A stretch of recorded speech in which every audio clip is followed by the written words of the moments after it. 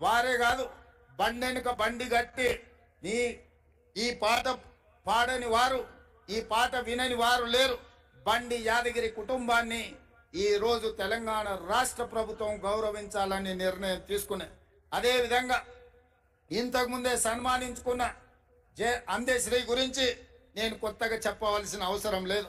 అదేవిధంగా గోరెటి వెంకన్న, అదేవిధంగా సుద్దాల అశోక్ తేజ, అదేవిధంగా జయరాజ్, అదేవిధంగా పాశం యాదగిరి, అదేవిధంగా ఎక్క యాదగిరిరావు గారు ఈ రోజు మనం నివాళులు అర్పించే అమరవీరుల స్తూపాన్ని ఎక్క యాదగిరిరావు గారే తీర్చిదిద్దిండ్రు.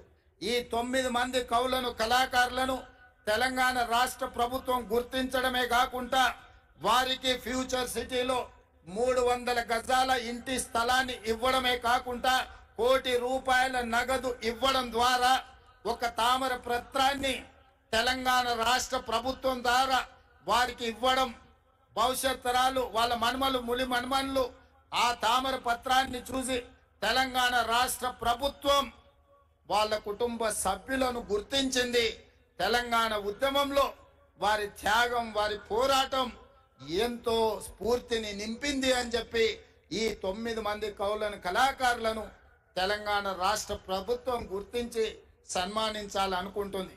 అందుకే వారికి తామర పత్రాన్ని రాష్ట్ర ప్రభుత్వం అధికారికంగా అందించడమే కాకుండా వారికి ఒక ఇంటి స్థలాన్ని, వారికి ₹1 కోటి నగదును వారికి ఇవ్వడం ద్వారా ఈ ప్రభుత్వం, ఈ 4 కోట్ల తెలంగాణ ప్రజలు మీ త్యాగాలను మరవలేదు. మీ త్యాగాలు చరిత్ర పుటలలో, మీ పోరాటాలు మా మెదళ్లలో శాశ్వతంగా ముద్రించుకుంటాము.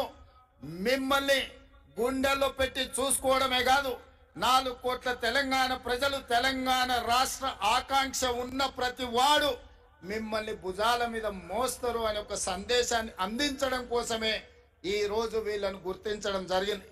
వాళ్ళకి ఇంటి స్థలమో లేకపోతే ₹1 కోటి ఆర్థిక ప్రయోజనం కోసమో ఈ రాష్ట్ర ప్రభుత్వం ఈ కార్యక్రమాన్ని చేపట్టలేదు.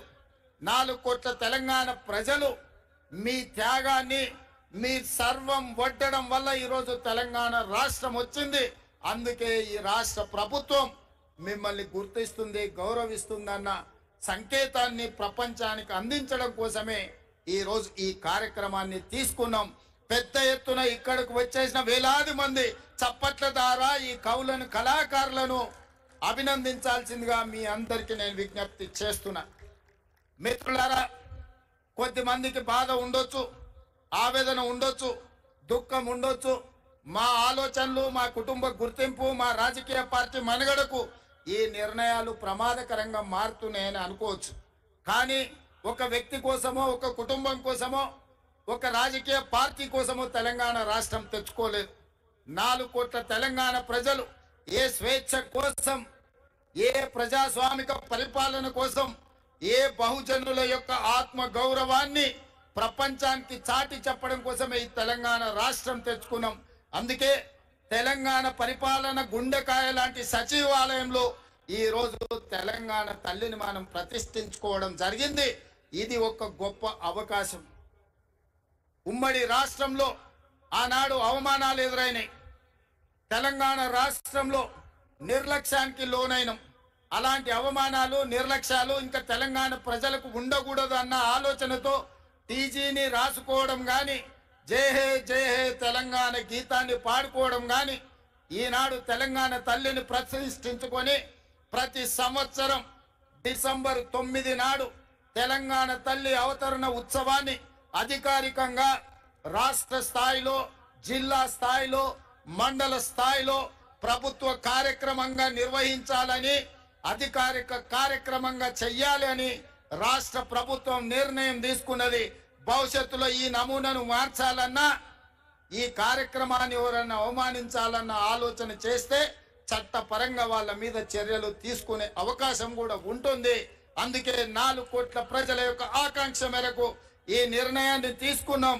మీరందరూ కూడా పెద్ద ఎత్తున ఈరోజు మీరు ఈ కార్యక్రమాన్ని ఆశీర్వదించాల్సిందిగా కోరుకుంటూ, అదేవిధంగా రాజకీయ పార్టీ పరంగా ఈనాడు పార్టీ అధ్యక్షులు మహేష్ కుమార్ గౌడ్ గారు పిసిసి అధ్యక్షుడిగా ఈ కార్యక్రమంలో పాల్గొని పార్టీ కార్యక్రమాలను కూడా ముందుకు తీసుకెళ్లాలని శాసన మండలి సభ్యులుగా వారు ఈ అంశాన్ని ప్రజల దగ్గరికి తీసుకువెళ్లాలని శ్రేణులను స్ఫూర్తిని నింపే విధంగా ముందుకు నడిపించాలని ఈ కార్యక్రమంలో వేలాదిగా పాల్గొని ఈ కార్యక్రమాన్ని విజయవంతం చేసిన మీకందరికీ మనస్ఫూర్తిగా ధన్యవాదాలు తెలియజేస్తూ మీ అందరి దగ్గర సెలవు తీసుకుంటున్న మిత్రులారా ధన్యవాదాలు.